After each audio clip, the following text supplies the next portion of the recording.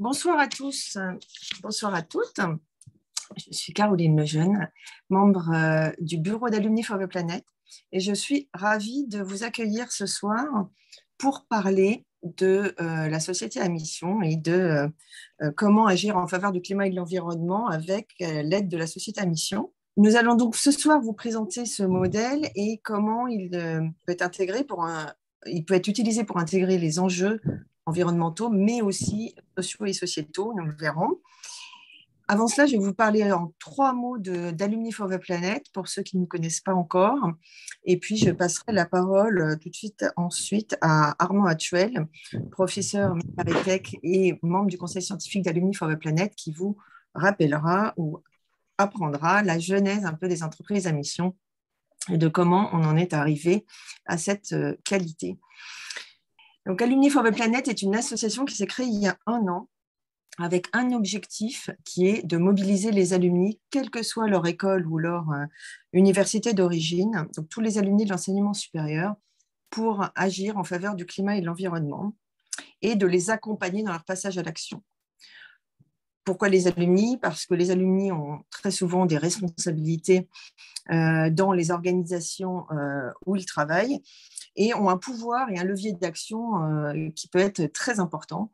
Et donc, il nous semblait important pour pouvoir agir à court terme de mobiliser tous les alumni que nous sommes. Donc, comment ensuite nous les accompagnons? Nous avons 3 façons de les accompagner. La première, c'est de les informer, les sensibiliser. Donc, ce que vous apprendrez ce soir en fait partie, mais ce que vous trouverez aussi sur notre site alumnifortheplanet.org vous permet de trouver des outils, des kits méthodologiques et des informations qu'on a sélectionnées pour vous, d'experts qualifiés en la matière.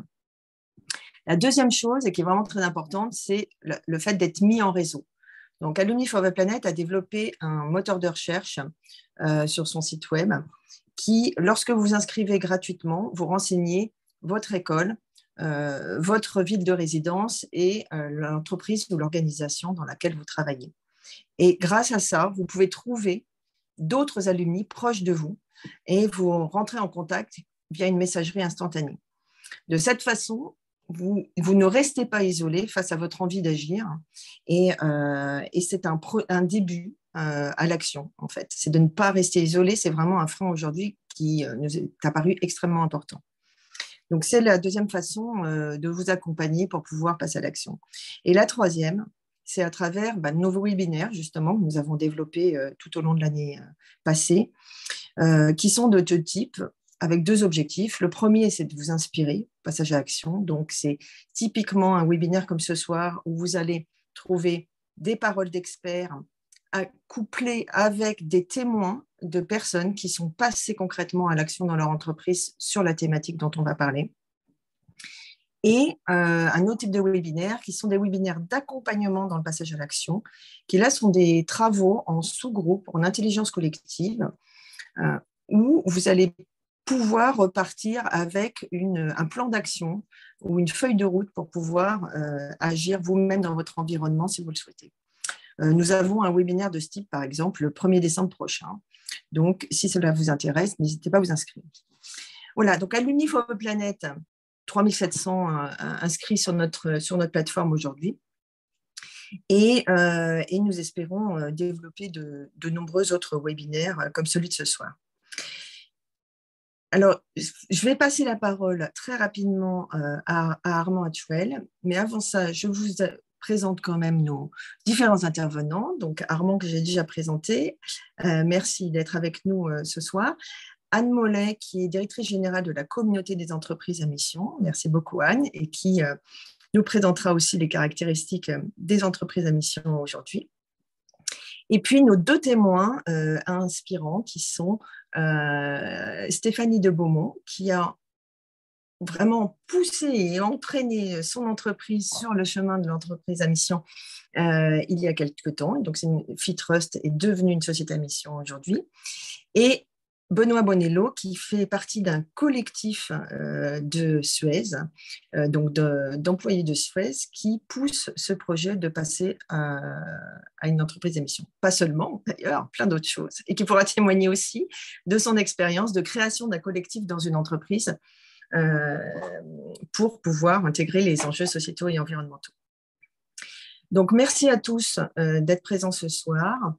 Nous allons commencer par vous lancer une toute petite question pour pouvoir savoir si vous connaissez vous-même un petit peu ce qu'est une société à mission. Donc, je vous remercie de répondre très rapidement et puis Armand pourra enchaîner avec la présentation de la jeunesse des entreprises à mission. Il y a 75% de oui, c'est très encourageant. Ah, bravo, bravo. Bah, Armand, nous avons affaire à des spécialistes, puisqu'en fait, il y a un sondage qui est paru il y a quelques mois de cela, enfin 2 mois me semble-t-il, lors duquel a été demandé à des dirigeants d'entreprise s'ils connaissaient ou pas la société à mission, et seulement 13% d'entre eux savaient de quoi il s'agit. Donc, vous êtes vraiment des bravo. Et merci beaucoup. Et bien, Armand, je vous laisse enchaîner sur votre présentation. Merci beaucoup. Donc, si vous voyez mes transparents, ça peut, donc c'est que ça fonctionne. Je suis absolument ravi qu'on ait un tel score, ce qui veut donc dire que nos amis savent ce qu'est la société à mission. Ce que je me suis donné comme objectif est un peu un objectif qui correspond au fond, j'espère, à Alumni for the Planet, qui est de dire j'ai besoin d'être un ambassadeur, j'ai besoin de convaincre, et pour convaincre, il faut donc que j'ai des ressources, et des ressources qui peuvent être documentaires, qui peuvent être scientifiques et qui peuvent être à partir de faits. Donc, j'ai besoin d'avoir un peu ce package. Donc, moi, je vais surtout m'intéresser à l'argumentation, si vous voulez, générale, qui a, en tout cas, permis à la loi Pacte sur la société à mission d'exister. Et je laisserai à Anne peut-être compléter sur ce qui se passe aujourd'hui sur le terrain. Alors, on va en parler avec les entreprises qui ont bien voulu se prêter au use case, mais il y a aussi la vision globale, puisque aujourd'hui, Anne vous donnera le chiffre exact et un peu ce qui se passe dans le développement de la société à mission. Et donc, voilà. Alors, quelle est l'argumentation que l'on peut développer lorsqu'on est un ambassadeur de la société à mission et quelles sont les ressources documentaires qu'on peut donner? Alors, je signale que je mettrai à disposition de tous les participants qui le souhaitent le fichier donc, des slides qui sont là. Donc, un mot clé, donc, il s'agit d'un un cadre juridique pour constituer une entreprise. Donc, il s'agit bien d'un cadre de société, mais c'est un cadre dont on espère qu'il donne naissance à des entreprises. Et les mots-clés à retenir, c'est qu'à la fois, il s'agit évidemment de responsabilité, de soutenabilité, mais aussi d'innovation.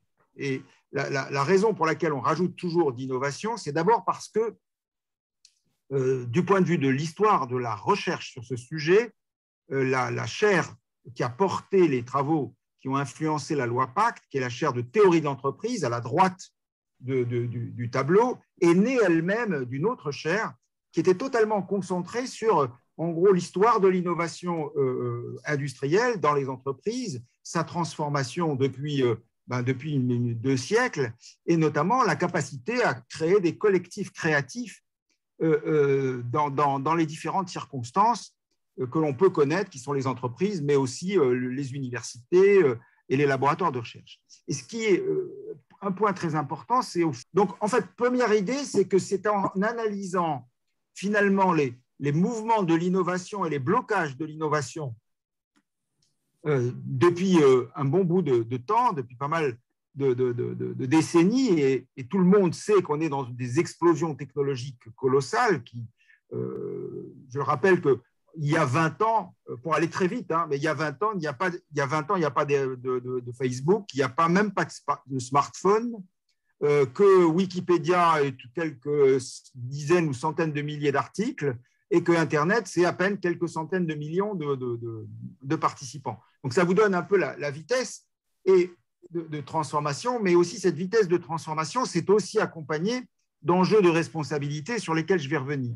Donc, c'est cette réflexion-là de base qui a conduit, si vous voulez, à réfléchir à de nouvelles formes d'entreprise qui soient à la fois plus innovantes et aussi plus responsables. Et c'est ça qui a donné la chaire de théorie de l'entreprise.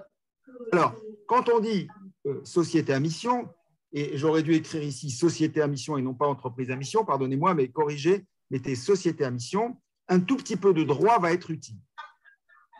Alors d'abord, la réforme demandait beaucoup de travaux, mais il y a un document qu'il faut avoir, je dirais, avec soi lorsqu'on est un ambassadeur de la société à mission, c'est le rapport Nota-Sénat. Donc, quelques dates. Le lancement de la réforme se fait le 15 octobre 2017. C'est très précis parce que Macron, notre président, dit qu'il faut redéfinir l'entreprise et ses finalités. Le mars 2018, il y a le lancement et la remise, plutôt la remise du rapport Nota-Sénat. Donc, vous voyez que ça va très vite. Heureusement d'ailleurs, parce que, comme vous le savez, la crise des Gilets jaunes va arriver juste après. Et le 22 mai 2019, la loi est promulguée. Et puis, au 1er décembre prochain, comme vous le dira Anne, dans quelques jours, nous fêtons le premier congrès des entreprises à mission. Donc, ce mouvement a été très vite et c'est grâce, si vous voulez, à un premier document qui a joué un rôle politique important, qui est ce document de Nota-Sénat et qui porte un titre très intéressant, qui est l'entreprise objet d'intérêt collectif. Et donc, avoir toujours en tête ce document. Alors, la loi Pacte, qu'est-ce que c'est? Je vous ai mis ici les textes de loi. C'est important d'y revenir là aussi. D'abord, c'est un principe général, c'est que, il faut le rappeler, on n'a plus le choix de la responsabilité sociale et environnementale des entreprises. Elle est désormais inscrite dans le cadre même de la société. L'article 1833, c'est-à-dire l'article qui définit la société, qui est en gros, la société est constituée dans l'intérêt de ses associés, est modifié. Et vous voyez qu'apparaissent des mots très importants qui est gérer, c'est-à-dire cette société, la réunion des associés, elle fait des choses, elle est active. L'intérêt social, il ne faut pas l'oublier, c'est l'intérêt des actionnaires, mais elle prend en considération les enjeux sociaux et environnementaux de son activité. Alors ce cadre de droit en termes juridiques, ça veut dire qu'on installe la possibilité, si vous voulez, d'un certain nombre de précisions. Toujours en droit, il y a une loi cadre qui donne en gros la philosophie générale du droit, et puis ensuite, il y a des modalités d'organisation. Première modalité d'organisation, justement, c'est l'apparition d'une modification de la gouvernance, puisque les entreprises peuvent se doter, vous l'avez tous entendu, d'une raison d'être. Mais attention, la raison d'être, contrairement à ce qu'on dit habituellement, si vous voulez, c'est quand même particulièrement contraignant. Ça n'a rien à voir avec une baseline, parce que elle est constituée des principes pour lesquels on va allouer des moyens. Donc, la raison d'être qu'on peut inscrire dans les statuts doit être absolument un guide de l'activité et de l'allocation des moyens, ce qui est en général le signe de l'action. Et j'en viens au troisième étage de la fusée, donc la création des sociétés à mission. Toujours pareil, on a un cadre général, on donne une première étape qui est la possibilité de se donner des engagements plutôt avant des engagements, des espèces d'orientation, ce qu'on appelle plutôt une vocation générale, le nom de raison d'être désigne cela, mais la société à mission, c'est la transformation de la raison d'être, vous voyez ici, les statuts précisent une raison d'être, et ensuite plusieurs objectifs sociaux et environnementaux, et surtout ce qui est très original, parce qu'il existait des sociétés américaines qui avaient déjà introduit l'idée de mettre ce qu'on appelle un purpose, c'est-à-dire à la fois une raison d'être et une mission. Mais en revanche, nos amis américains, quand on avait commencé à travailler avec eux, nous avaient dit surtout, pas d'opposabilité, pas de contrôle. Et ça, si vous voulez, c'était les années entre 2006 et 2011. C'est dans ces 5 années-là que ça s'est discuté. Et en fait, pour nous, il apparaissait très vite, et on y reviendra, que c'était un premier pas, mais ce n'était pas le pas définitif, et qu'on restait un peu au bord du gué. Et la loi française a franchi le pas. À partir du moment où vous êtes une société à mission, celle-ci a un double contrôle. Elle a un contrôle qui est obtenu par un comité interne, comité de mission, très intéressant, extrêmement original, puisqu'il il remet un rapport annuel à la fois à l'AG, s'il y a une AG, ou en tout cas associé au comité de gestion, au rapport de gestion. Mais surtout, ce qui est tout à fait intéressant, c'est des phrases comme « le comité procède à toute vérification qu'il juge opportune et se fait communiquer tout document nécessaire au suivi de l'exécution de la mission ». Les lecteurs avisés remarqueront qu'il n'est même pas sûr qu'un conseil d'administration ait un tel pouvoir d'investigation. Ce n'est pas si facile que ça pour un administrateur de téléphoner n'importe où dans une entreprise pour demander à avoir des informations. Eh bien, le comité de mission, là, en revanche, il n'a aucun pouvoir de décision. Soyons clairs. L'exécution de la mission est aussi double contrôle, soumise à un OTI, un office tiers indépendant, un organisme tiers indépendant. Donc, on retrouve, si vous voulez, le schéma classique de la reddition des comptes qui va être transposé dans le cas de la mission, à la fois un contrôle interne, et c'est normal qu'il y ait un organe interne qui mette en place la mission et qui en vérifie l'exécution, mais comme c'est un organe interne, il lui faut un contrôle externe pour le dispositif de transparence. Voilà pour la loi telle qu'elle est. Alors, comment on en est arrivé à cela? Là, je vais être très, très rapide. Si vous voulez, c'est pour ça que je suis un peu rapide, mais en gros, on a pu démontrer, au long de toute une série de travaux, qu'on a en gros 30 ans de dérives et de scandales qui sont dus au décalage, si vous voulez, entre le droit et l'activité de l'entreprise. Et ce décalage, je vais y revenir, le décalage entre le droit classique et les activités d'entreprise a provoqué deux grands enjeux, si vous voulez, deux grandes difficultés majeures.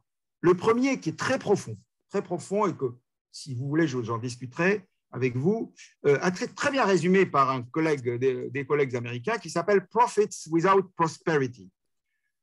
Autrement dit, quand en gros les entreprises se sont mises en place à la fin du XIXe siècle, elles avaient réussi un miracle qui était que les profits, y compris parfois très élevés, et je ne discute pas ici de l'inégalité face aux profits, mais les profits avaient un effet qu'on a appelé plus tard de ruissellement ou, si vous voulez, d'entraînement collectif.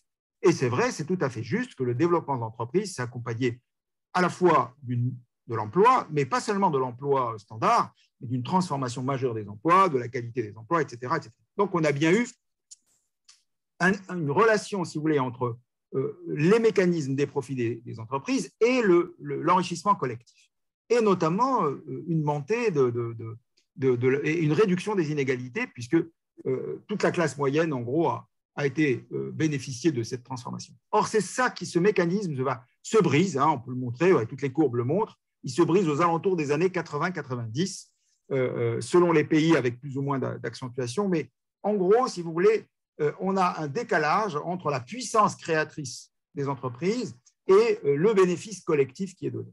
Alors, on pourrait dire, bien, ça c'est un problème de correction de l'affectation des investissements, de l'affectation des bénéfices. On peut analyser cela dans un langage qui est le langage classique, si vous voulez, de la répartition des profits ou du capital travail. Mais ce n'est pas le plus grave. Le plus grave, en fait, si vous voulez, c'est que le mécanisme qui a provoqué ce décalage-là va lui-même apparaître comme étant un mécanisme destructeur des conditions même d'existence, si vous voulez, à la fois de la société et de la survie des ressources environnementales. Donc, encore une fois, c'est les deux qui comptent. D'une certaine façon, si on n'avait pas mis en danger la planète, si on n'avait pas mis en danger des populations entières, on aurait eu un problème classique, si vous voulez, de répartition capital-travail. Et ce n'est pas du tout ça que l'on a. On a en plus un problème d'orientation de l'innovation. Autrement dit, la capacité d'innover des entreprises a besoin d'être, en quelque sorte, redirigée vers les directions qui nous paraissent les plus positives. Alors ici, je voudrais rappeler simplement que c'est ce qui a fait la critique de la RSE, c'est qu'en 2013, les premiers de la classe de la RSE se sont pratiquement tous trouvés réunis, notamment pour la partie industrie textile, se sont tous retrouvés réunis dans le sinistre drame du Rana Plaza, sur lequel je ne reviendrai pas. Voilà. Quant à la crise climatique, on est à l'Omniforce de Planète, tout le monde est au courant. Mais voyez l'idée, c'est qu'on avait déréglé un mécanisme qui était le rapport entre entreprises et sociétés du point de vue économique, mais qu'en plus, la force innovante des entreprises n'était pas dans la bonne direction.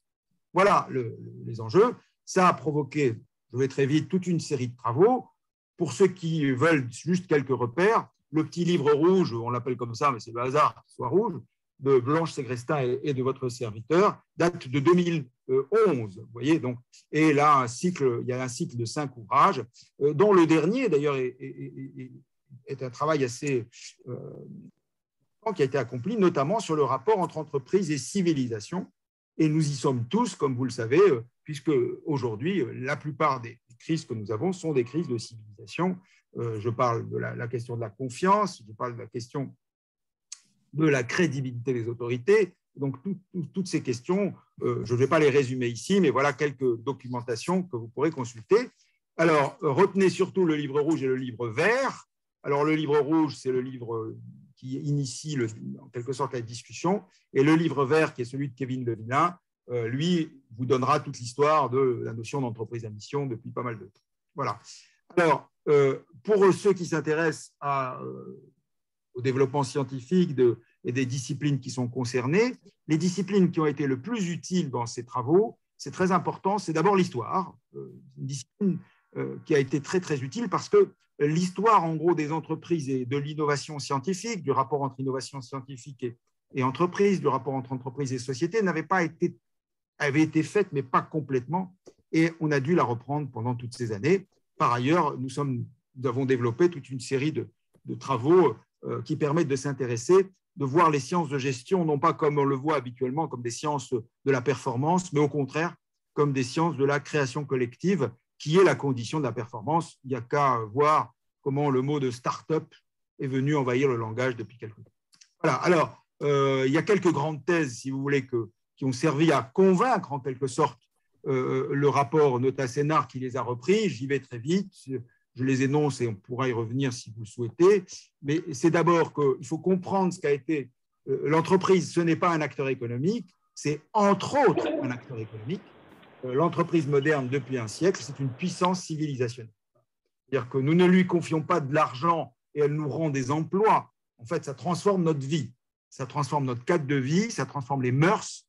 Il n'y a qu'à voir, si vous voulez, la virulence de la critique très justifiée des critiques féministes qui disent on nous a balancé pendant des siècles des pubs, des siècles non, mais enfin au moins depuis 100 ans que la publicité est organisée, des publicités qui n'ont fait que renforcer les discriminations de genre. C'est tout à fait juste, mais vous voyez que la critique comporte en même temps une reconnaissance de la puissance culturelle des entreprises. J'ai beaucoup travaillé sur les relations entre entreprises et scientifiques et le monde scientifique, donc leur capacité aussi à transformer le monde scientifique.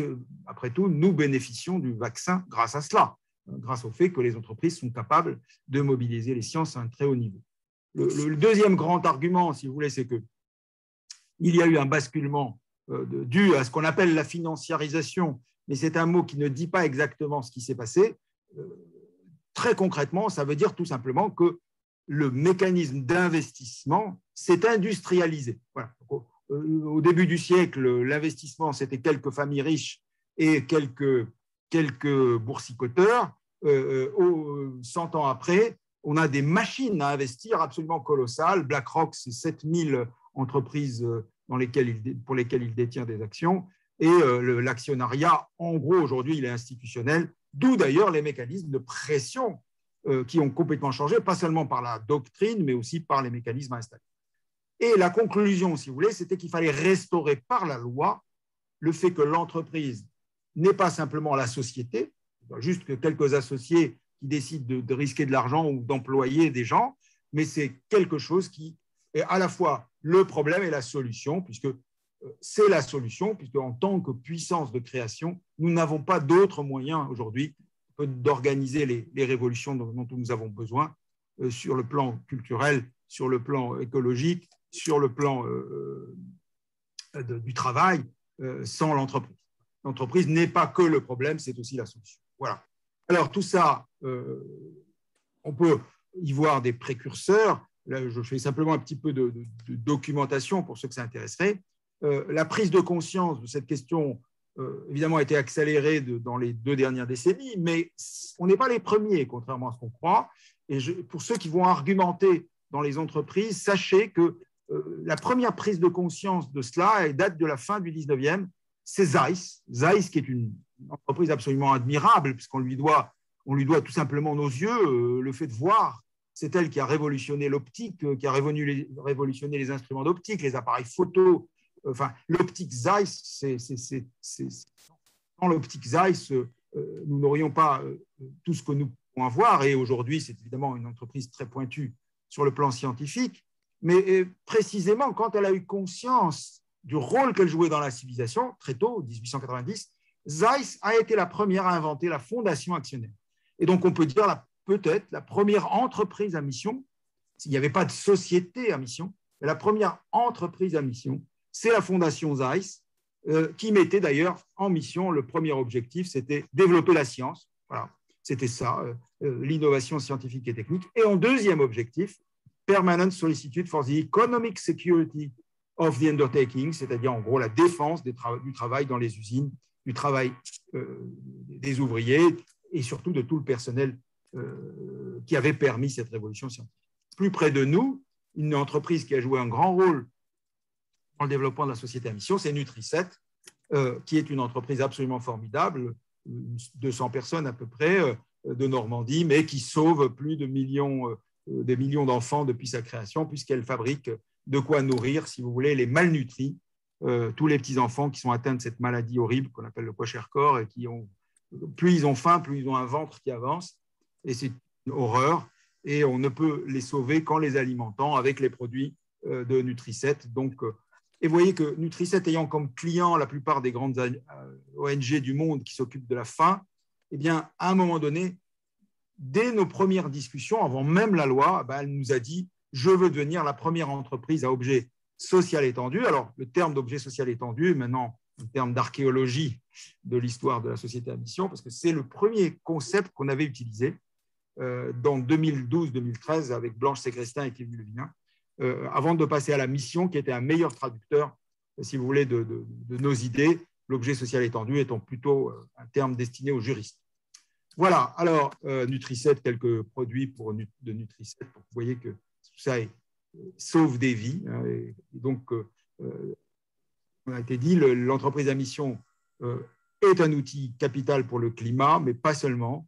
Elle est aussi pour développer le rapport au territoire, pour développer des valeurs de solidarité, des valeurs humanitaires dans l'entreprise. Voilà. Alors, je vais terminer par… donc, qu'est-ce qu'apporte la société à mission, le système argumentaire? Le premier, aujourd'hui, en 2021, ce qui me frappe à moi, c'est la dégradation de la crédibilité des entreprises. Aujourd'hui, le terme qui s'est le plus répandu, c'est greenwashing, c'est RSE, juste habillage, etc. Et donc, le premier effet consiste à dire, eh bien, si on veut une entreprise crédible aujourd'hui, ça se traduit dans le dispositif juridique qu'elle choisit. Et cette question de la crédibilité, vous avez vu qu'elle a joué un très grand rôle dans le débat des chercheurs. Hein. Les Américains nous disaient surtout n'allez pas au contrôle. Et je pense qu'on peut se féliciter tous, collectivement, et aussi nos législateurs, d'avoir réintroduit le contrôle. Et donc, crédibilité, si on a des engagements, et ce matin, j'étais à l'Institut français des administrateurs, et ça a été dit, si on a des engagements, alors il faut être transparent sur les engagements, et il faut accepter le contrôle des engagements.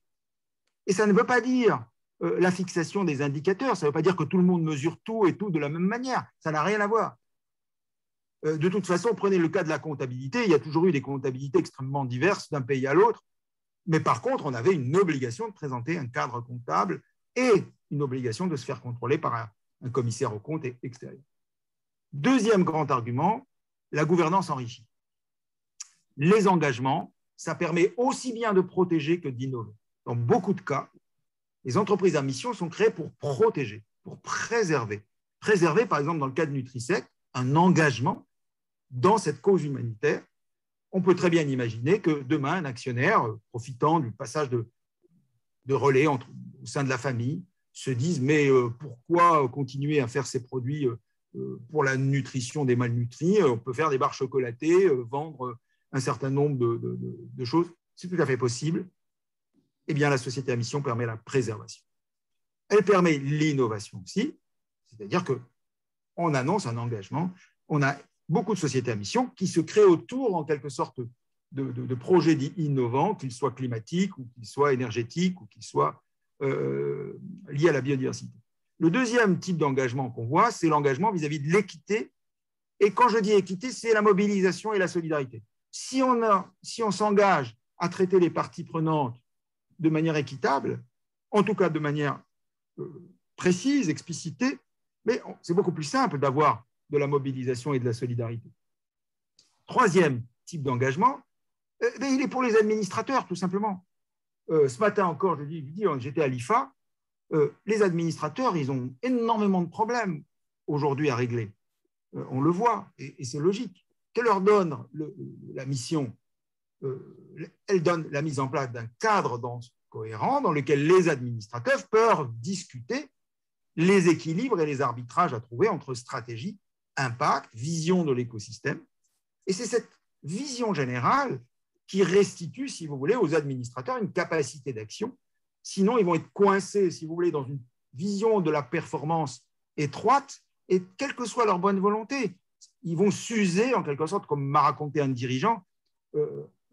À peine sorti d'une réunion RSE, je me retrouvais dans le rodéo financier où tout ça a été balayé, et il fallait que je ressorte les arguments habituels. Et enfin, dernier du point de vue de la gouvernance, une meilleure cohérence entre gouvernance et management. C'est un point qui est souvent pas vu de manière claire, c'est que quand on a une gouvernance qui est devenue beaucoup trop hypertélique, au sens, elle a pratiquement plus que quelques indicateurs financiers, elle est obsédée par le rendement, etc., c'est constant. On a une espèce d'implosion du management intermédiaire, voire du management supérieur, juste avant, si vous voulez, les échelons de la direction, qui, lui, se trouve dans des situations extrêmement contraintes. Et enfin, dernier élément, c'est que ça favorise un écosystème collaboratif, puisque, et ça a été démontré, y compris sur les formes de sociétés américaines qui se sont développées autour des années 2008-2009, même sans le contrôle, donc c'est quand même quelque chose d'assez fort, qui est l'intensité des relations qui s'organisent entre l'entreprise et son écosystème. L'idée de l'entreprise, si vous voulez, étanche, disparaît petit à petit, et en fait, on voit tout un mécanisme d'attractivité, ce qui devient aujourd'hui important pour les jeunes talents, les investisseurs impact, etc. On en parlera. Si on devait théoriser tout ça, en gros, on passe de la maximisation d'un profit à court terme, et surtout pour les actionnaires, pour aller vite. Mais est-ce qu'on quitte le profit? Pas du tout. Au contraire, on définit plutôt le profit ou la maximisation du profit à partir de critères qui sont la pérennité, qui sont la régénération, c'est la capacité à régénérer les sources de profit, et surtout aussi, à partir du moment où on traite en équité les différents acteurs, on protège en quelque sorte du risque de choc, de ruine autour de nous, ceux qui sont autour de nous. Voilà, alors que les obstacles et les risques, il y en a.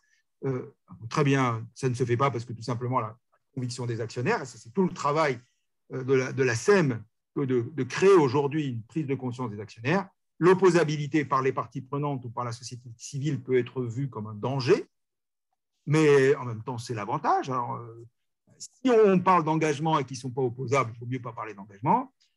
On peut avoir des discussions, le rapport Rocher a commencé à les introduire sur la lourdeur du comité de mission ou de l'OTI. Et puis, il y a le risque, évidemment, c'est qu'au bout du compte, on la perd, la qualité de mission. Voilà. Ce risque, c'est encore une fois le prix, nous semble-t-il, de toute une série d'avantages. Mais vous voyez ce que ça veut dire. Qu'on perd la qualité de la société à mission, ça veut dire qu'on a voulu, entre guillemets, se laisser abandonner, ou on a été trop enclin à une espèce d'habillage, on va parler de washing, mais enfin qu'on n'a pas mis les efforts souhaitables dans la direction souhaitée. Voilà. Merci Armand pour cette présentation exhaustive. Donc, en résumé, c'est vrai que la société à mission… C'était beaucoup trop long, pardonne-moi. Mais non, c'est toujours un plaisir. C'est toujours passionnant. En tout cas, merci beaucoup. En résumé, globalement, la société à mission, c'est vraiment, comme l'a dit Armand, un nouveau modèle d'entreprise qui est en fait le cadre légal de l'entreprise contributive. Et il y a cette notion d'engagement. Alors, je pense qu'on va répondre aux questions après, mais c'est ça aussi qui fait la grande différence entre une société à raison d'être et une société à mission. C'est les objectifs que l'on se donne et donc les moyens que l'on se donne pour permettre cette contribution sociale et environnementale qui est au cœur du business, pour mettre la contribution sociale et environnementale au cœur du modèle d'entreprise et de la gouvernance et du management. Et ça fait toute la différence, mais on pourra y revenir tout à l'heure. En complément de cela, quelques chiffres rapides avant de passer à l'étape que vous attendez tous, à savoir comment les corporate activistes peuvent influer justement sur la décision, cette transformation donc, de l'entreprise. Voilà, merci. Donc aujourd'hui, où est-ce qu'on en est du mouvement? Donc moins de 2 ans après, moins de 2 ans après, si on prend comme parce que la loi Pacte, effectivement, c'est mai 2019, mais le décret d'application sur la société à mission date de janvier 2020. Donc en moins de 2 ans, donc très rapidement, c'est très rapide par rapport à un changement de modèle d'entreprise. On en est à plus de 350 sociétés à mission en France.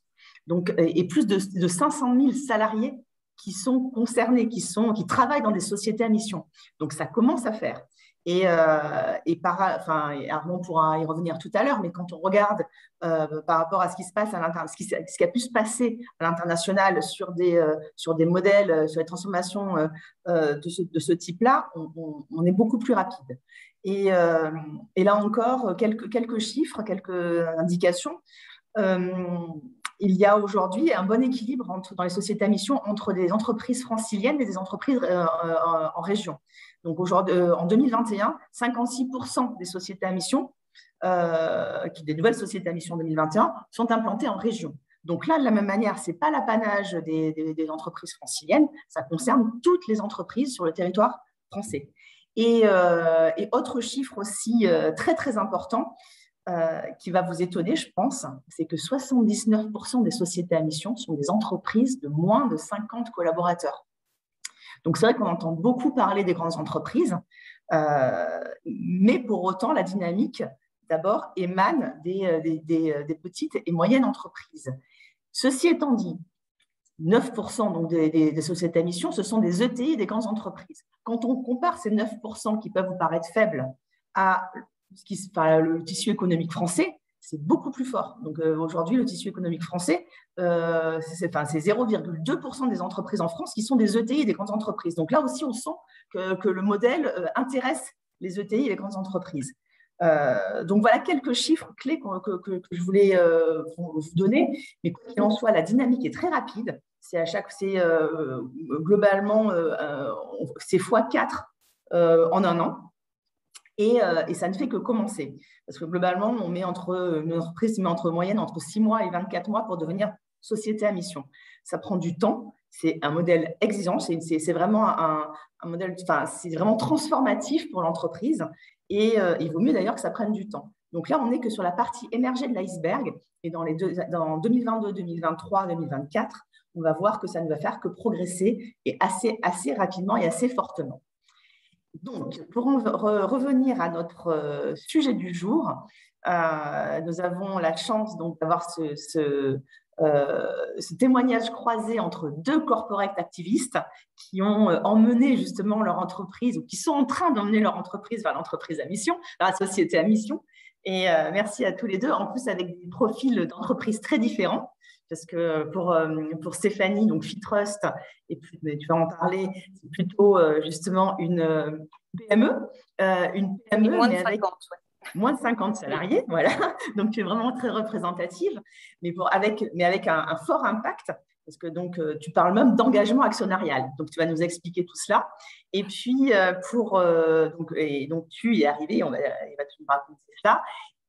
Et pour Benoît, donc Benoît est dans un système un peu différent parce que là, pour le coup, on est dans une grande entreprise et on est dans une grande entreprise et avec des entreprises dont le cœur de métier, on est bien sur des engagements environnementaux qui doivent être forts.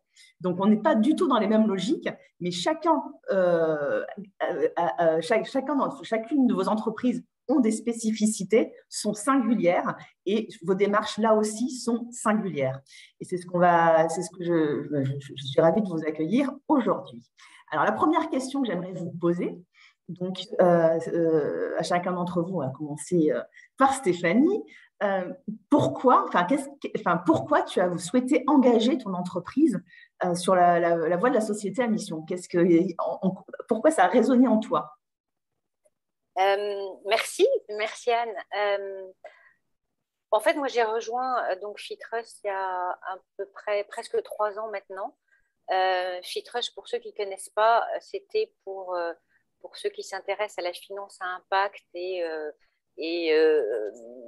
à tous ces développements. FitTrust, c'était vraiment le pionnier de ces sujets-là, puisque la société de gestion a été créée en 2003 et elle est active sur 2 pôles. Un pôle d'engagement actionnarial, c'est-à-dire qu'on a un fonds qui est actionnaire de toutes les entreprises du CAC 40 et chaque année, on va mener des actions d'engagement actionnarial sur les thématiques au démarrage de gouvernance et depuis évidemment environnementale et sociale auprès des dirigeants de ces entreprises pour les faire évoluer dans les pratiques sur ces thèmes clés. Sachant que FitTrust a été le premier à déposer la première résolution environnementale avec Total en 2011, donc ça commence à dater aussi. Le deuxième pôle de FitTrust, c'est un pôle en investissement en non coté dans des entreprises sociales et solidaires. Donc voilà. Et quand les discussions sur l'entreprise à mission, la loi Pacte sont sorties, à titre personnel, ça m'a semblé une évidence pour FitTrust, compte tenu de ses 2 métiers, compte tenu de son ADN, compte tenu voilà, de son ambition. Et c'était tellement évident qu'en interne, il y en a beaucoup qui se sont demandé mais pourquoi en rajouter une couche, quoi. En gros, c'était un peu ça. Qu'est-ce que ça va nous apporter de plus? On est déjà un animal à part, donc pourquoi remettre une couche de mission en plus? Qu'est-ce que ça veut dire? Donc voilà. Donc le chemin de ce qui aurait pu paraître évident, même pour une petite société très engagée sur ces sujets-là, a pris 1 an. Et je dirais, même si j'étais étonnée, je dirais tant mieux après coup, parce que ça a permis de se projeter dans l'avenir, de réfléchir à une raison d'être prospective et non pas une définition à l'instant T, mais une projection dans l'avenir très structurante, de définir des axes d'action aussi très engageants qui permettaient de sous-tendre cette raison d'être. Et cette année, je pense ce temps-là, il est nécessaire pour justement éviter les dérives de mission washing qui pourraient dériver après le greenwashing, on pourrait avoir le mission washing, puisque cette démarche, elle implique un niveau d'exigence en fait certain et un degré de transformation, enfin d'exigence de transformation de l'entreprise sur ces critères justement environnementaux, sociaux et de gouvernance. C'est pas une définition à l'instant T, c'est une projection dans 10 ans de ce qu'on veut devenir par rapport à cette exigence-là. Donc cette année, elle a été très importante. Elle a permis de discuter avec toutes les équipes, de les convaincre, de voir où ça bloquait, et puis aussi de convaincre les administrateurs, parce que il y a une catégorie aussi à convaincre sur ces sujets-là, ce sont les actionnaires, mais je pense qu'on en reparlera plus tard. D'accord, merci. Benoît, de ton côté, donc c'est une démarche complètement différente. Donc, tu es le représentant aujourd'hui d'un collectif qui est de 160 collaborateurs qui au sein de ton entreprise. Donc là aussi, ça fait écho à la thématique, à qui nous accueille aujourd'hui, à savoir l'Uniforce the Planet, dont le sens est de mettre en réseau et de trouver des alliés. Voilà, on est vraiment là-dessus. Et donc, pourquoi as-tu cherché et trouvé ces alliés au sein de ton entreprise et pourquoi penses-tu pourquoi tu t'es dit que le futur de ton entreprise passait par la société à mission? Oui, peut-être juste pour préciser que nous, on n'est pas aussi avancé que FitTrust, que Stéphanie chez Suez. On est plutôt en train de pousser le sujet, notamment au sein d'un collectif, comme tu le disais, Anne, qui s'appelle Suez Acts for the Planet, qui a été lancé au printemps 2021 et qui a été lancé par 2 salariés, 2 collaborateurs de Suez, à peu près au même moment que les collectifs, qui est une association qui rassemble l'ensemble des collectifs de salariés qui ont envie de faire bouger les lignes de l'intérieur dans leurs entreprises.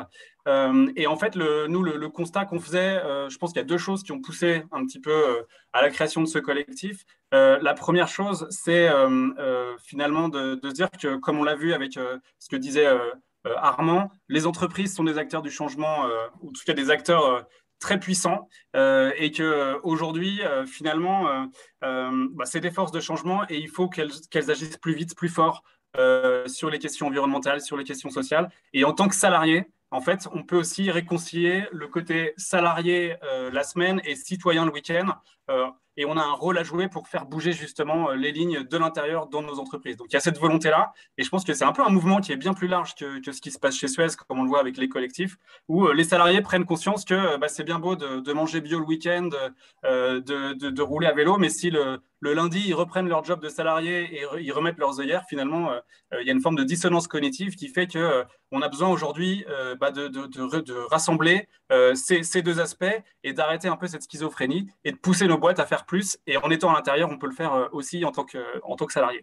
Donc ça, c'est quelque chose qui pousse de manière générale, je pense, et qui résonne dans la tête de beaucoup de gens.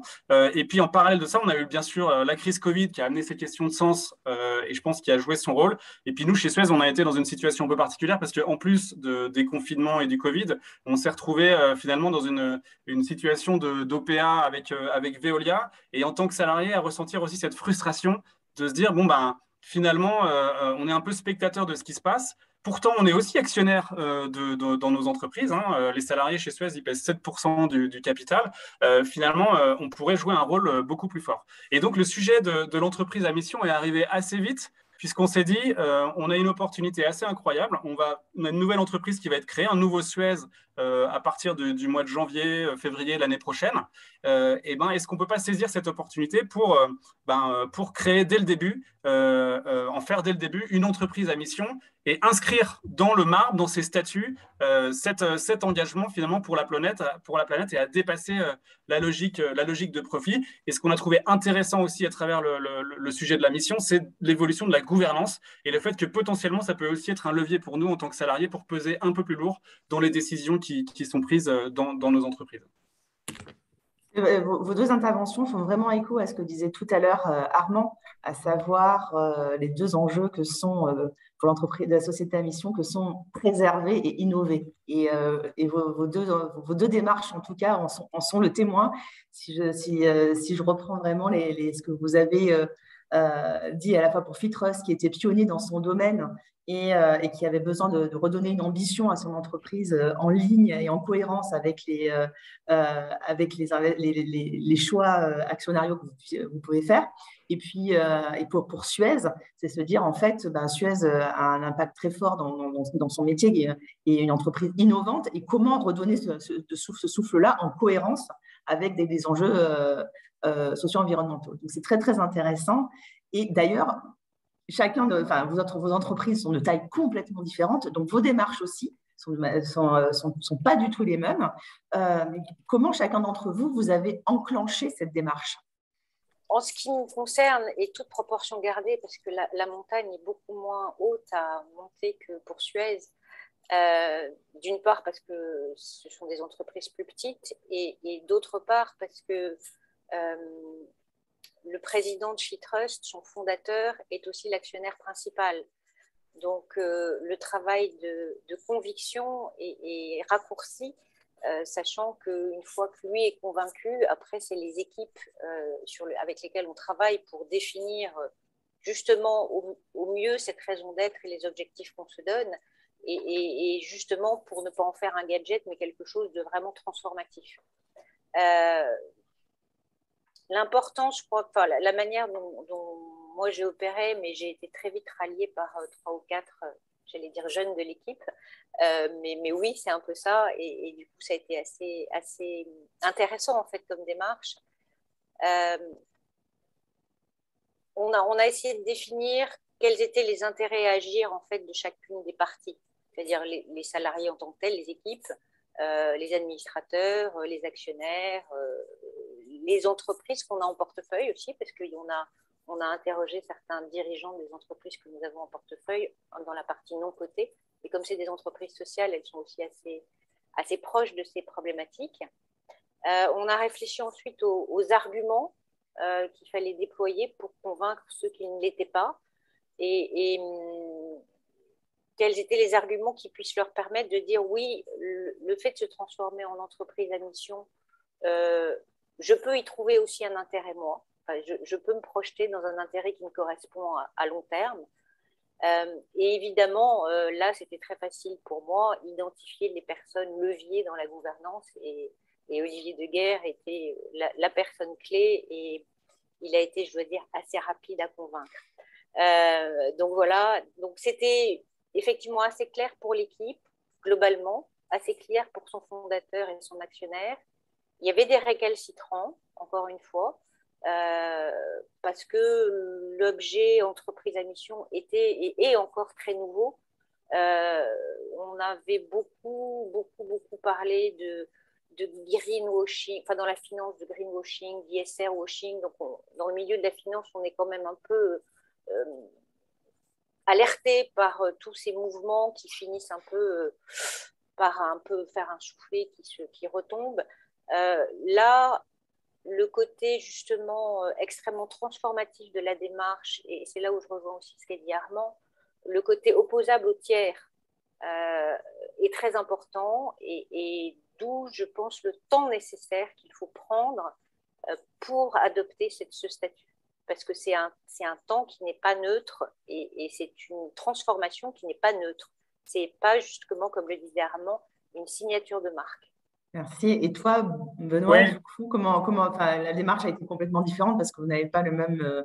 On n'est pas entreprise à mission encore, on n'est pas du tout avancé comme nous, notre sujet, c'est vu c'est en tant que collectif de salariés qu'on pousse ce sujet, c'est déjà comment est-ce qu'on peut se faire entendre sur ce sujet de la mission.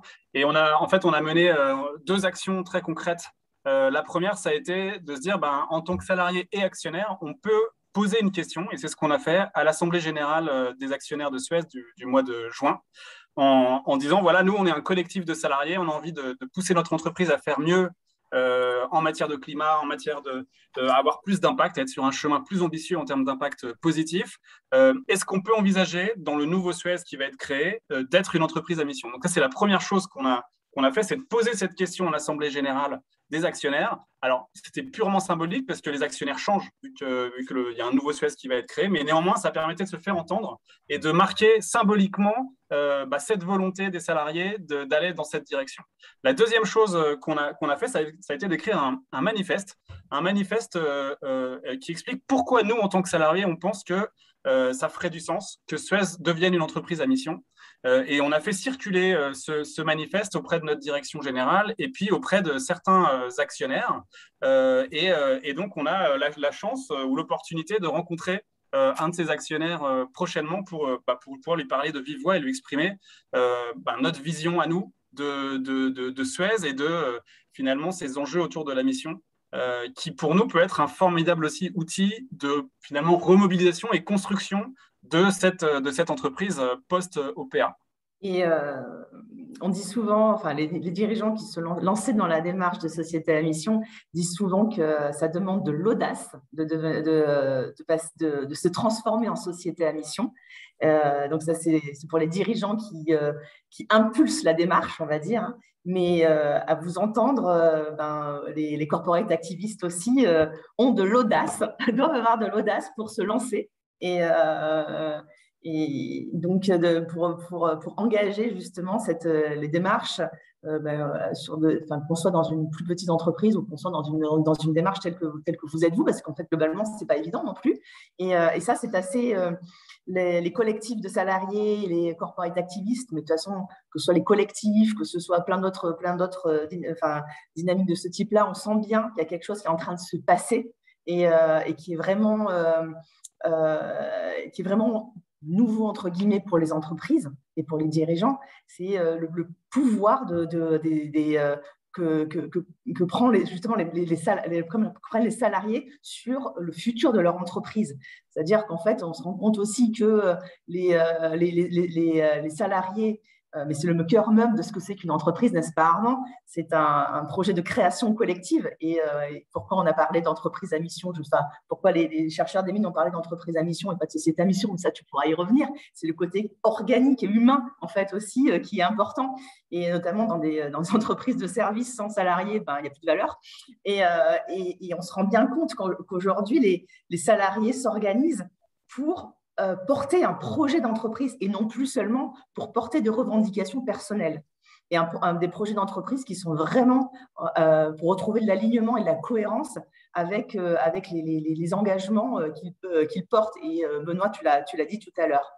Et donc, ça m'amène à la question suivante. Est-ce que vous avez rencontré, l'un et l'autre, vous n'êtes pas au même stade, est-ce que vous avez rencontré des difficultés? Est-ce que vous les avez surmontées? Est-ce que vous avez eu des surprises plutôt positives sur votre chemin, justement, en tant que corporate activiste? Je vais répondre, ça va être plus rapide. En fait, les difficultés rencontrées, c'est toujours... Enfin, ça revient au même. C'est comment est-ce qu'on convainc les gens qui ne veulent pas y aller parce que, ils ne connaissent pas, ils ne savent pas ce que c'est. Ils s'imaginent que mission et objet social, en gros, c'est la même chose. Que déjà, il y a la loi PACE qui est passée par là et que, effectivement, comme l'a dit Armand tout à l'heure, statutairement, leur objet englobe maintenant les conséquences environnementales et sociales. Donc, what else? Enfin, voilà pourquoi il y a une couche de plus. Peut-être que le processus transformatif que ça doit entraîner n'est pas complètement perçu. Là, je vais reprendre la casquette FITrust engagement actionnarial, puisqu'il y a une question qui dit est-ce que vous encouragez vos participations à devenir des sociétés à mission? On ne les encourage pas, on leur pose la question depuis 2 ans et encore plus cette année, puisqu'on est en train de rentrer dans la campagne d'engagement actionnarial auprès des entreprises du CAC 40. Et très clairement, c'est une question qu'on va poser aux 40 PDG du CAC en disant est-ce que, pour ceux qui ne l'ont pas encore fait, vous envisagez d'inscrire une raison d'être? Est-ce que, pour ceux qui l'ont déjà fait, vous envisagez d'aller plus loin? Donc, c'est une question maintenant qui est rentrée dans notre processus d'engagement, non pas parce que c'est un effet de mode, mais justement parce qu'on a bien intégré, nous, le processus transformatif que ça impliquait. Et on ne peut pas prétendre être actif et engagé sur les sujets environnementaux et sociaux sans prendre en compte cette option-là qui existe maintenant dans la loi, qui est de vraiment l'inscrire dans les statuts et le rendre opposable aux tiers. C'est pour ça que le cas est très différent, encore pour moi, entre le cas d'une société non cotée et qui a un actionnaire de référence, voire même une société cotée en bourse et qui a un actionnaire de référence qui a envie d'aller dans ce sens-là, et une grosse entreprise ou une moyenne entreprise cotée en bourse avec un actionnariat complètement éparpillé qu'il va falloir convaincre un par un, et ce n'est pas forcément le cas. Alors, on a beaucoup parlé de l'affaire Danone, hein, elle date d'il y a 1 an à peine maintenant.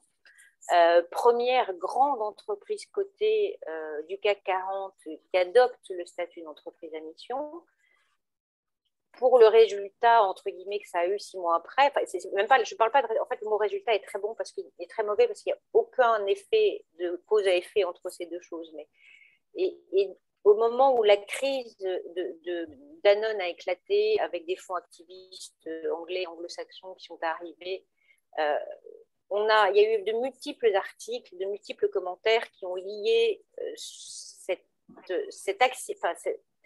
ces événements Danone au fait qu'éventuellement ça aurait pu être lié avec l'adoption du statut d'entreprise à mission. Or, ça n'a rien à voir. Je crois que là, il faut encore le rappeler, le statut d'entreprise à mission, il a été voté par les actionnaires de Danone à plus de 99% à l'AG du mois de juin, il y a 1 an et demi. La crise qu'a connue Danone, c'est une crise de gouvernance, ni plus ni moins, une crise de gouvernance qui était déjà latente depuis quelque temps et qui a éclaté à ce moment-là. Et alors là, on a tout entendu, effectivement, le statut d'entreprise à mission, est-ce que ça met en danger la performance de l'entreprise? Est-ce que finalement, on va donner la priorité à des enjeux environnementaux et sociaux au détriment de la performance économique. Enfin, voilà. Là, on a tout entendu. Il y a eu une espèce d'énorme melting pot et je pense qu'il y a un grand travail à réaliser et Anne, je me permets de le dire parce qu'on le fait avec vous, justement sur qu'est-ce que c'est qu'être actionnaire d'une entreprise cotée à mission. Qu'est-ce que ça veut dire? Est-ce que ça change quelque chose dans la manière dont je suis actionnaire? Est-ce qu'il va falloir créer un statut d'actionnaire à entreprise à mission? J'en sais rien, pour le moment, voilà. Mais le travail est très différent de l'intérieur pour convaincre une gouvernance, un PDG, une direction d'adopter ce statut-là entre le fait d'avoir un actionnaire avec lequel on peut discuter qui est connu et un actionnaire complètement éclaté pour des entreprises cotées en bourse. Donc la différence est très nette. Là, sur le futur Suez, il y a un bloc d'actionnaires qui va être un bloc de référence et parmi eux, il y en a peut-être un avec lequel vous allez pouvoir discuter. Mais voilà, il faut pas oublier, il y a cela à convaincre. Et de l'autre côté, du coup, côté Suez, je vais commencer par les bonnes surprises. En fait, déjà, sur le plan uniquement du collectif, on s'est rendu compte que réconcilier le salarié et le citoyen, ça avait une résonance incroyable et que le bouche à oreille fonctionnait très bien. Anne, tu disais qu'on était 160 tout à l'heure. En fait, on est plus de 200 maintenant. Donc, ça grandit. Et on veut faire grandir pour peser plus lourd, évidemment. Donc, on est dans cette logique de croissance. Par contre, la difficulté que ça implique derrière, c'est en fait comment est-ce qu'on fait vivre ce collectif dans la durée et comment on s'organise, y compris en termes de gouvernance interne, comment on prend des décisions, comment est-ce qu'on fonctionne finalement. Ça, c'est des questions qui se posent aujourd'hui. Et si on se projette un petit peu, comment est-ce que demain, potentiellement, on peut aussi, en tant que collectif de salariés engagés, quel rôle on peut avoir et comment est-ce qu'on peut peser dans une future gouvernance si on rêve un peu à l'avenir. Donc ça, c'est des questions qui se posent et qui s'ouvrent devant nous, qui sont des challenges, mais qu'on trouve passionnants. L'autre bonne surprise, c'est qu'en fait, on a eu un écho très vite. Très vite, on a pu rencontrer des dirigeants de Suez, y compris le patron. Parce qu'en fait, il y a cette préoccupation, et puis je pense qu'il y a plein d'autres mouvements, je pense notamment au réveil, à l'action des étudiants. Écologique, voilà. Pour un réveil écologique. Exactement, qui était passé avant. Et donc, du coup, il y a une écoute des dirigeants qui se disent, en fait, on a des gens en interne qui ont envie qui ont envie de s'engager pour leur entreprise, finalement. Et on ne peut pas leur fermer la porte. Donc, il y a cette écoute. Et il y a cette ouverture aussi sur le sujet de la mission. Qu'on a eu chez Suez, et notamment parce qu'un de nos actionnaires est lui-même une entreprise à mission. Donc, il y a cette écoute et cette ouverture, et on veut juste maintenant, maintenant qu'on a le pied dans la porte, essayer d'aller plus loin pour s'assurer que si jamais, pour nous, la mission, c'est pas une fin en soi, en fait. C'est plutôt un point de départ. Et donc, c'est comment est-ce qu'on construit cette mission maintenant collectivement, et c'est d'ailleurs des questions que nous posent certaines personnes de la direction générale, c'est OK, très bien, si on va vers la mission, en fait, concrètement, comment on construit ça, quoi. Et quel rôle va jouer notre collectif de salariés qui est très spontané, très informel aujourd'hui là-dedans, et puis comment on peut être force de proposition pour que demain, si on va vers la mission, on construise une mission qui implique véritablement un maximum de salariés. Et je pense notamment, nous, une entreprise, et ça c'est un challenge, et c'est une question d'ailleurs que je peux poser au passage, on a 80% d'opérationnels finalement chez Suez et 20% de cadres. Et donc ça, c'est aujourd'hui, le collectif, c'est essentiellement des cadres, clairement. Les sujets de la mission, comment est-ce qu'on embarque finalement les salariés sur des sujets qui sont très finalement corporate, entre guillemets. Comment est-ce qu'on embarque aussi les gens sur le terrain et des gens qui sont des opérationnels pour justement que ça ait finalement une forme de quelque chose de concret pour eux aussi. Ça, c'est des questions qu'on se pose aujourd'hui.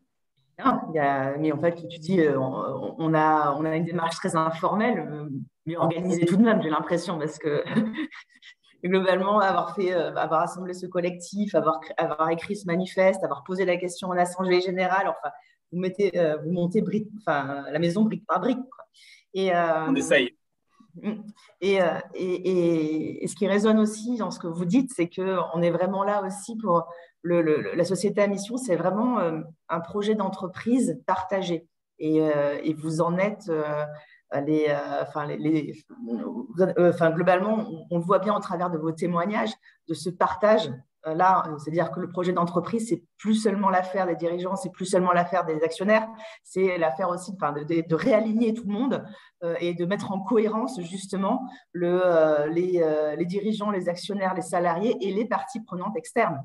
Voilà, et qu'on le retrouve, comme tu le disais Stéphanie, quand tu disais on a consulté les parties prenantes externes lors de la formulation de la mission, c'est bien là qu'on voit toute la richesse du projet aussi. Et après, dans le cadre de la mise en place du comité de mission, où pour plus de 80% des entreprises, des entreprises ont intégré des parties prenantes externes dans leur comité de mission. Donc, en fait, ont accepté que leur écosystème entre dans le cœur du réacteur de l'entreprise. Et ça aussi, c'est nouveau en termes de gouvernance d'entreprise. C'est extrêmement fort. Et peut-être un dernier mot, une dernière question à vous poser, parce que le temps passe vite, c'est passionnant. Une dernière question à vous poser avant de demander à Armand un peu ses réactions à chaud et avant de passer aux questions-réponses. Quel conseil vous donneriez chacun de vous justement à ceux qui nous écoutent aujourd'hui et qui se disent bah, ça y est, je me reconnais, j'ai envie de pousser la porte et d'y aller et d'enclencher. Et quel conseil vous leur donneriez justement? Il faut être super enthousiaste et y croire. Non, au-delà de ça, une fois qu'on y croit et qu'on a réuni alors un grand collectif chez Suez, un plus petit collectif pour les plus petites entreprises, je crois qu'il faut identifier les personnes, parce que quand on est salarié, on n'est pas à la gouvernance, et donc il faut identifier aussi les personnes au niveau de la gouvernance qui peuvent servir de levier sur lequel on va pouvoir s'appuyer. Je pense que c'est assez important. Et qui peuvent porter cette vision qu'on a envie d'avoir pour l'entreprise dans laquelle on bosse. Il faut bien sûr, je pense, engager un processus consultatif assez large pour embarquer le plus de gens possible. Et ça, j'essaie de répondre à ta problématique, Benoît, mais effectivement, oui, il y a une problématique de processus consultatif qui doit embarquer à la fois des salariés et des actionnaires et la gouvernance et voire des parties prenantes externes. Au-delà d'identifier les personnes, je pense qu'il faut vraiment en amont trouver les bons arguments pour convaincre les récalcitrants, parce qu'il y en aura. Il y en aura de toute façon. Donc, il faut bien anticiper les arguments et essayer, je trouve, en tout cas pour embarquer, la manière dont ce qui a vraiment marché, c'est d'essayer de présenter la vision de cette transformation comme une opportunité. C'est-à-dire qu'on n'est plus dans une gestion des risques, on va être dans une vision très prospective et d'opportunité par rapport à ces 10 années qu'on a. Alors, c'est vrai que ça prend du temps et je dirais le bémol, c'est qu'on n'en a pas autant que ça pour transformer les entreprises. Je crois qu'Armand nous a fait un beau planning des années passées et des enjeux qu'on a devant. Donc, il faut qu'on aille à peu près vite. Donc, l'enjeu de la communauté, elle, par contre, c'est d'en convaincre le plus possible. Donc, voilà, il faut... voilà. Mais je pense que les bons arguments et les bonnes personnes leviers, plus un processus consultatif, c'est un bon démarrage. Et avant que tu prennes la parole, Benoît, j'aimerais compléter parce que tu as l'humilité de ne pas le dire, Stéphanie, mais en fait, en tant que compte tenu du métier de FitTrust, effectivement aussi, il y a de plus en plus nombreux à vous dire que c'est la pérennité, la performance aussi financière de l'entreprise qui se joue. C'est-à-dire que compte tenu de l'urgence climatique, compte tenu de l'urgence sociale, des entreprises qui ne mettent pas au cœur de leur modèle ces questions-là sont des entreprises qui seront amenées à disparaître, voire à être moins performantes sur le moyen et long terme. Donc, en fait, faire le jeu justement de ces entreprises-là, c'est aussi parier sur l'avenir. Oui. Enfin, là, je ne peux qu'adhérer, puisque, encore une fois, le simple fait de nous s'être transformés c'est pas que ça nous oblige, c'est que maintenant, ça devient un sujet de questionnement dans nos campagnes d'engagement actionnarial. encore une fois, il y a une urgence dans le temps. Je crois qu'on l'a beaucoup, en tout cas tous ceux qui sont là ce soir l'ont en tête. Il ne faut pas oublier que sur des entreprises, encore une fois, je reviens sur mon petit dada, mais des entreprises cotées en bourse, ça c'est le volet engagement actionnarial, on a des actionnaires qui ont des intérêts à agir différents. C'est-à-dire qu'il y en a qui sont là pour obtenir un rendement à court terme parce qu'ils ont une gestion value qui sert des caisses de retraite pour payer les retraites des gens qui vont partir. Donc, ils veulent un rendement à court terme. Et si je prends l'exemple d'une société pétrolière, ils vont vouloir le rendement de l'activité pétrolière maintenant. Et il y en a d'autres qui vont se dire, OK, par contre, qui ont une vision long terme, moi, je veux que cette entreprise pétrolière investisse pour être là encore dans 10 ans. Et ça veut dire qu'elle va basculer sur autre chose. Donc, il va falloir faire des investissements lourds. Donc, ça veut dire qu'on va me verser un dividende peut-être moindre. Et là, on a des intérêts à agir différents. Enfin, il y a eu un article récent sur un activiste SurPoint qui est rentré dans, je crois que c'est Shell, qui a demandé carrément une scission de Shell. C'est-à-dire que d'un côté, ceux qui veulent profiter de la manne pétrolière tout de suite resteront actionnaires d'une partie, puis les autres de l'autre. Enfin, on en arrive à... Donc voilà, il faut prendre ça en ligne de compte. À côté de ça, ce qui donne beaucoup d'optimisme, c'est que, encore une fois, c'est que 99% des actionnaires de Danone ont voté la transmission de statut d'entreprise à mission. Voilà. Donc, aux gouvernances de se saisir de cet outil. Et Benoît, si tu avais un conseil à donner? Oui, déjà, c'est d'y aller. Si on a envie d'y aller, je pense qu'il faut y aller. Je pense que l'audace, ça marche. Le culot, ça marche, en fait. Il y a trop peu de gens qui osent. Et par contre, il y a beaucoup de gens dans les entreprises, et vous vous rendrez compte si vous en parlez autour de vous, qui ont ce besoin de sens et cette envie aussi de pousser pour plus d'impact. Donc, tout seul, on peut rien. Mais par contre, quand on commence à se fédérer, on peut peser. Et je pense qu'il y a vraiment quelque chose à faire autour de ça. Et après, il y a plein de leviers en tant que salarié.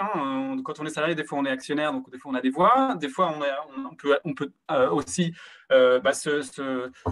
parler à nos syndicats pour qu'ils portent des voix. On peut aussi tout simplement prendre contact. Je pense que c'est important de faire savoir qu'on a cette préoccupation. Donc ça, moi, je recommande d'y aller. Et puis, il y a les collectifs, l'association Les Collectifs, qui en fait, rassemble aussi les expériences des différentes entreprises et qui peut être utile pour accompagner, justement, ou pour donner des idées très concrètes sur comment avancer. Et moi, je crois aussi beaucoup, en fait, au lien social que ça crée et à la dimension... je pense que créer un petit groupe de collègues, ça commence toujours par ça. Et puis créer cette émulation d'abord sur son site, en local, commencer à mener quelques actions concrètes et puis progressivement monter à partir de ça. Mais en tout cas, je crois au culot et à l'audace. Merci.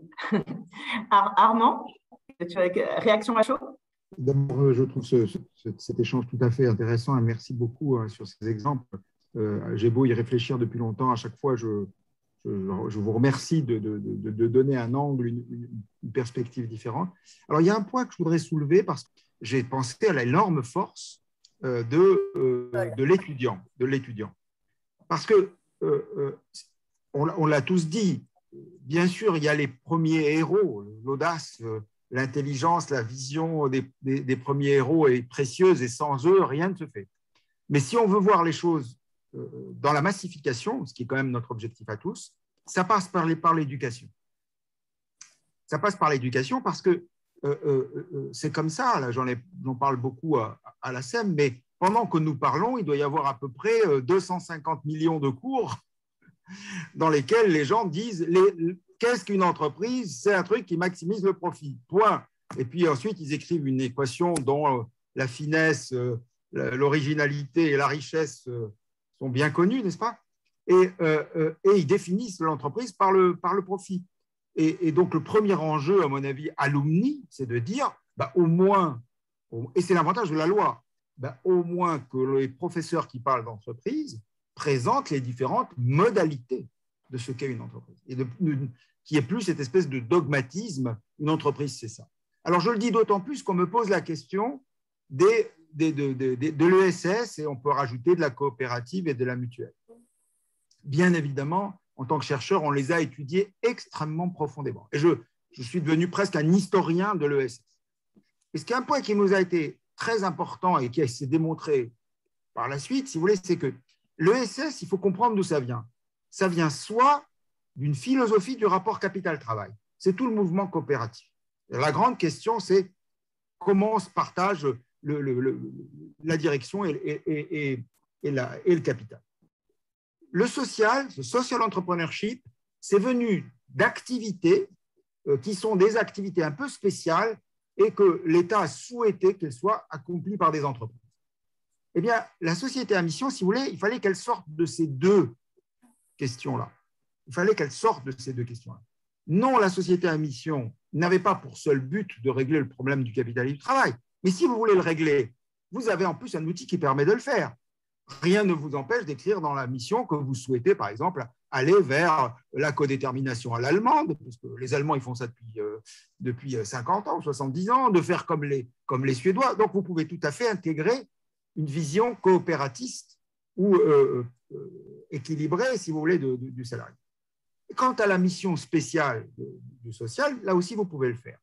Et donc, en fait, le modèle de la société à mission nous est apparu comme une réponse paradoxalement beaucoup plus universelle. Et quand on a un modèle qui est plus universel, alors il faut qu'en gros, il soit enseigné, qu'il soit pédagogiquement expliqué, qu'il soit transmis. Voilà. Et donc, j'allais dire, qu'est-ce qui nous a beaucoup intéressé? C'est qu'on a vu arriver, dans le modèle de la société à mission, des gens de l'ESS. Les deux porte-parole, si je puis dire, c'est la Maïf et c'est Blandinière, et c'est InVivo, les deux gros poids lourds de l'ESS qui nous ont rejoints. Donc voilà, la mission aujourd'hui, c'est aussi une possibilité de développer l'ESS sous plusieurs formes. Voilà ce que je voulais vous dire. Alors, on me pose la question qui est toujours posée, Bicorp. Là, à nouveau, bon, un tout petit peu d'histoire. Il n'y a pas de Bicorp au départ. Au départ, c'est la Benefit Corporation. C'est-à-dire, ils ont une stratégie comme nous de transformation de la loi. Mais ils associent à la Benefit Corporation un partage en réseau des critères d'évaluation. Mais comme la Benefit Society avait cette espèce de fragilité, de vulnérabilité, petit à petit, le mouvement qui, au lieu de consolider l'opposabilité dans le droit, de créer un corpus, il s'est limité à être un label. Ce qui veut dire qu'il n'y a aucun souci. Toute société à mission peut choisir les labels qu'elle veut. Elle veut être Bicorp, elle peut être Bicorp, elle veut être… après tout, c'est la liberté de se choisir des références. Si vous pensez que le label Bicorp, c'est plutôt les critères Bicorp sont les vôtres, que vous y adhérez, il faut y aller. Voilà. Simplement, il n'y a pas d'opposabilité, il n'y a pas d'OTI de contrôle. Voilà, si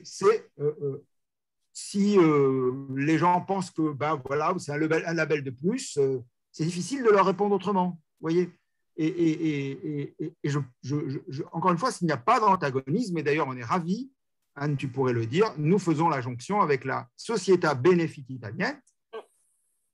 Je te laisse le dire. Déjà, pour relancer sur les Bicorp et Société à mission, sont vraiment deux démarches complémentaires qui ne partent pas du même niveau. Voilà, c'est soit on commence par définir sa boussole qui va vraiment nous servir de guide pour les années à venir, et après on descend au niveau des indicateurs et de la transformation, enfin les transformations des pratiques. Donc ça, on est plutôt sur la société à mission. Soit on se dit, en fait, mon entreprise, ce qui lui correspond le mieux, c'est un label RSE, et on part des pratiques, donc sur un 360, alors que la mission, on choisit ses combats en fonction de qui on est et la vision qu'on a dans son entreprise. Donc, aussi. Et donc, en fait, sans partir des pratiques et après se dire, tiens, en fait, comment je remonte la montagne. Ça, c'est vraiment… Vers notre site internet où vous trouverez beaucoup de contenu à notre entreprise, et que ce modèle d'entreprise est un modèle qui ressemble à l'entreprise européenne, en fait, aux valeurs aux valeurs qu'on veut défendre dans le cadre d'une souveraineté européenne et qui nous ressemble. Et donc, pour ce faire, on s'allie avec nos amis italiens, on va faire le binôme Italie-France, qui sont un peu qui sont précurseurs, on va dire, en Europe sur ce sujet-là, grâce à la Società Benefit, et on va porter cette voie-là au niveau, enfin à Bruxelles. Voilà, donc la semaine prochaine, c'est le lancement d'une dynamique européenne. Merci Anne. Je voulais juste, Caroline, ajouter un petit point par rapport à ce qu'a dit Armand sur les entreprises sociales, parce que comme on est aussi investisseur de l'autre côté d'entreprises sociales, je crois que la grande différence, c'est que l'entreprise à mission n'est pas un statut. L'entreprise sociale et JUS et autres, elle se définit par un statut avec des règles d'écart de salaire, de co-collégialité, etc. Là, l'entreprise à mission, la société à mission, c'est une qualité qu'on adopte, quel que soit le statut. Donc, c'est quelque chose de beaucoup plus large et c'est une volonté qu'on se donne. Donc, on n'est plus en train de dire ceux-là, ils font bien, ceux-là, ils font pas bien, ils ont tel statut et autres. Et c'est pas parce que je suis mutuelle ou coopérative que je fais des choses bien. C'est pas le statut qui fait qu'on… Voilà. Donc, le statut n'est pas vertu. Donc là, la différence, c'est qu'on adopte une qualité qui est ouverte à tous. Et voilà. Donc, et qui est complémentaire, c'est-à-dire aussi qui apporte quelque chose. Ça n'enlève rien, ça apporte. Ça apporte. Et oui, on a dans nos portefeuilles des entreprises sociales qui sont entreprises à mission aussi, à l'envie. Ce qui me semble intéressant, juste en complément aussi je rebondis, parce que ce que je trouve intéressant derrière le sujet de l'entreprise à mission, c'est la question de l'impact. En fait, et c'est le fait que pour une fois, ça projette quel impact positif on veut avoir en tant qu'entreprise, ce qui est une question que se posent beaucoup d'entreprises sociales, mais finalement, les entreprises classiques, entre guillemets, se posent la question de leurs impacts, mais en fait, quelle solution on a envie d'apporter, quelle utilité sociale et quel impact positif on veut porter. Je pense que c'est hyper riche de s'interroger là-dessus. Merci Benoît. Je voudrais juste reposer 2-3 questions là, qui ont été posées dans la conversation. Donc un certain nombre ont été déjà répondues. Donc merci à tous les intervenants parce que c'est vraiment très très riche. Je voudrais vous en poser une qui est très très concrète, qui concerne l'implication des parties prenantes. Alors une qui va s'adresser directement à Stéphanie pour FitTrust. Est-ce que FitTrust encourage les entreprises dans lesquelles elle participe à devenir société à mission? C'est donc très concret comme question. Et l'autre qui est un peu dans le même esprit, c'est dans le cas par exemple d'un cabinet d'expertise comptable qui souhaite devenir entreprise à mission, enfin société à mission, pardon. Est-ce qu'il doit renoncer à certains clients non exemplaires sur les plans environnementaux et sociétaux? Voilà. C'est donc une question qui peut être un peu extrême, qui est extrêmement concrète. Et là-dessus, j'aimerais, je ne sais pas si c'est Anne ou Armand qui veut répondre là-dessus. Peut-être déjà la réponse de Stéphanie pour FitTrust. D'abord, on a encore sur les deux pôles, d'abord on leur sert d'exemple. Bon, à part ça, sur la partie engagement actionnarial, oui. C'est pas qu'on les pousse parce qu'on est on est un microscopique actionnaire des sociétés du CAC 40, mais en tout cas, sur les actions d'engagement annuelles qu'on porte, maintenant, ça fait partie des questions qu'on pose aux présidents des entreprises que l'on rencontre. Sur la partie investissement non coté, il se trouve effectivement qu'on a une spécificité dans ce secteur du non coté, c'est qu'on est investi uniquement dans des entreprises sociales dont la vocation est l'insertion et l'inclusion. Donc, inutile de vous dire qu'elles sont toutes à mission, natives à mission, et il y en a certaines qui l'ont déjà adoptées. Elles sont aussi pour beaucoup déjà ESUS, donc entreprises sociales et solidaires. Donc voilà, on navigue dans cet environnement. Donc oui, effectivement, je dirais qu'on est on a plus envie d'être moteur au niveau de la communauté pour convaincre ceux qui ne le sont pas encore que notre propre univers de parties prenantes, où là on a un gros boulot à faire sur la partie engagement actionnarial, très clairement.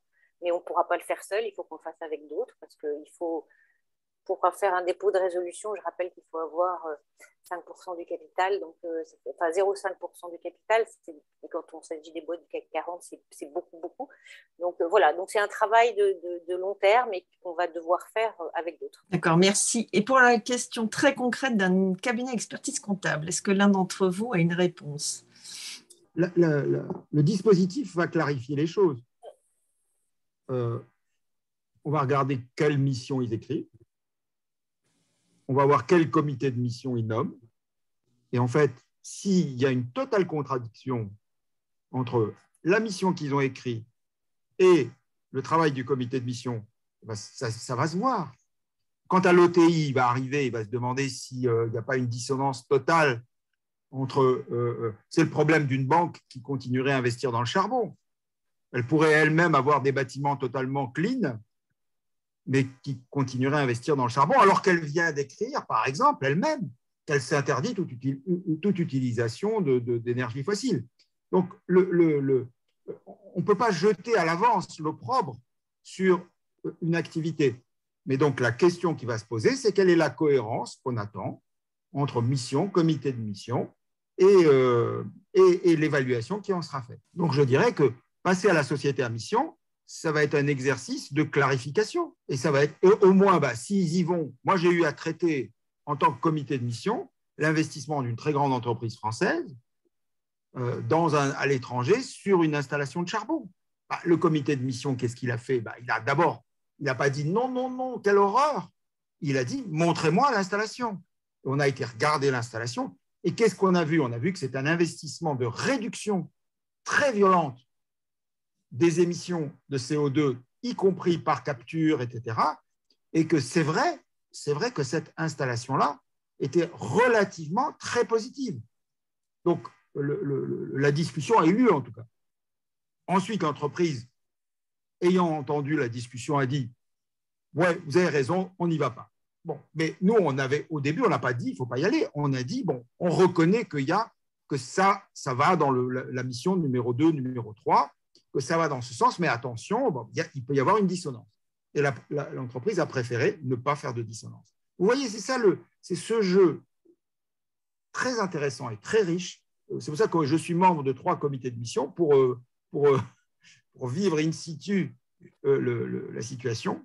Voilà. Et donc, c'est un vrai examen à faire, mais vous allez avoir le même problème, si vous voulez, sur les filiales qui va arriver. Mais si on n'a pas cette discussion, c'est ça il faut dire à l'envers. Qu'est-ce qui se passe si on n'a pas cette discussion? S'il n'a pas cette discussion et que tout d'un coup ça arrive, vous allez avoir un effet de blast majeur. C'est-à-dire que vous allez avoir plein de gens qui vont vous dire « Mais attendez, vous étiez notre expert comptable, vous nous teniez de beaux discours et vous soutenez tel… Voilà, vous vous retrouvez imbrangué dans tel white paper, Panama paper, etc. etc.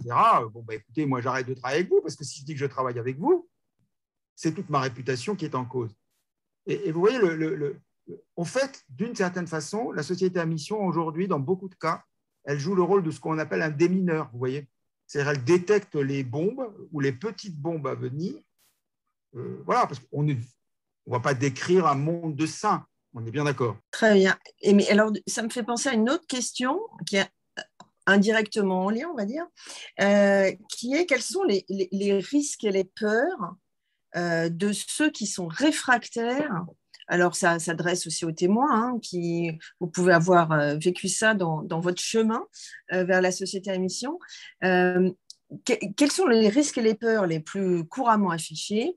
Et c'est un peu en lien avec une autre question qui est comment dépasser les freins actionnariaux, souvent, parce que ça fait partie des parties prenantes qui peuvent être les plus réfractaires parfois. Sur la partie opposable, je pense qu'il y a 2 types, en tout cas moi, ce que je peux voir, c'est que au niveau de Fitrust, les arguments opposables, c'était c'est quoi ce gadget en plus, quoi. Voilà, une certaine, voilà, disons les choses, pas une certaine, voilà, c'est une mode, ça va passer, et voilà. Et qui va prendre du temps à mettre en place, potentiellement. Oui, qui va mettre du temps potentiellement à mettre en place, ça va être un comité en plus, ça va être encore une gouvernance, etc. Mais bon, ça a été assez vite balayé. Je pense que c'est pas vraiment le sujet. Je crois que le sujet, en tout cas pour des dirigeants et des gouvernances d'entreprise, c'est le sujet de l'opposabilité. Parce qu'une fois que c'est dans les statuts, vous avez votre raison d'être et vous avez vos objectifs affichés pour y arriver, ça devient opposable au tiers.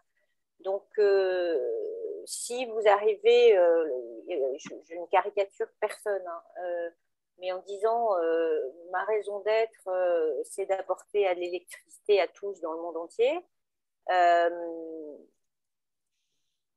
que vous avez un groupe de clients dans un pays qui disent ah ben oui mais moi vous me l'apportez, enfin je caricature au bout, mais moi vous me l'apportez pas, ma responsabilité en tant que dirigeant peut être mise en compte. Donc c'est ce risque là, je pense, qui est à première vue, en tout cas, qui peut être un frein, qui est